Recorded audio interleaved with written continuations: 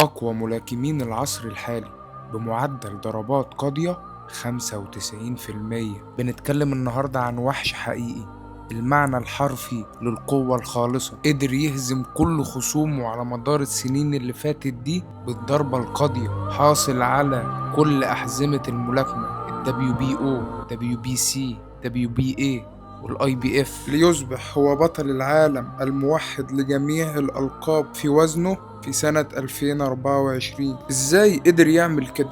وايه هي سر قوته الخارقة دي؟ ده اللي هنعرفه النهاردة في سلسلة تحت الميكروسكوب مع كوتش مهند. أقدم لكم أيها السادة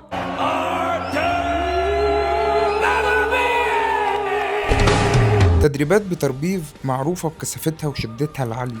بيتدرب أكتر من مرة في اليوم، بيدفع جسمه لأقصى حدوده، بيركز على التمارين المركبة والتمارين الانفجارية لتحويل القوة دي إلى ضربات قاضية. لياقته البدنية مش مجرد كارديو بسيط، ده بيدمج فيها تمارين الهيد وتمارين خاصة بالملاكمة علشان يقدر يحتفظ بقوته الهجومية حتى 12 جولة. فخلينا نكسر مكونات تدريبه ونشوف السر. اعمل سيف عشان تعرف ترجع للفيديو، ولايك وكومنت لو شايف ان انت بتستفيد من المحتوى ده. تمارين القوة الانفجارية. التمارين دي هدفها توليد اقصى قوة في اقل وقت، ودي اساس الضربات القاضية. اما بتمسك كرة تقيلة وبتضربها في الحيطة بحركة دوران او ترميها للاعلى بقوة، ده تمرين ممتاز لتقوية عضلات البطن والخصر، وبتعلم الجسم ازاي ينقل القوة بسرعة من القدم الى القبضة. تمارين البليومتريك. تمارين البلومتريك زي ما احنا شرحنا في فيديو قبل كده، معروف عنها ان هي صممت خصيصا لتحفيز اللفائف العضليه وتطوير القوه الانفجاريه، وعشان كده ده كان تمرين اساسي عند بيتر بيف.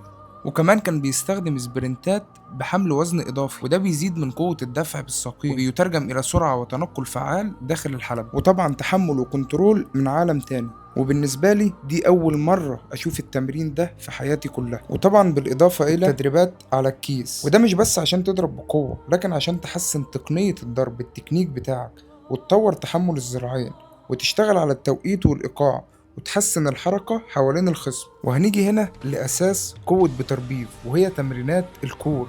العضلات اللي في البطن والجوانب وأسفل الظهر هي الأساس لكل حركة قوية في الملاكمة. وطبعا خلف الكواليس بيتر بيف ملتزم بنظام غذائي صارم، بروتين كافي لبناء العضلات، وكربوهيدرات معقدة للطاقة المستمرة، ودهون صحية لدعم الجسم.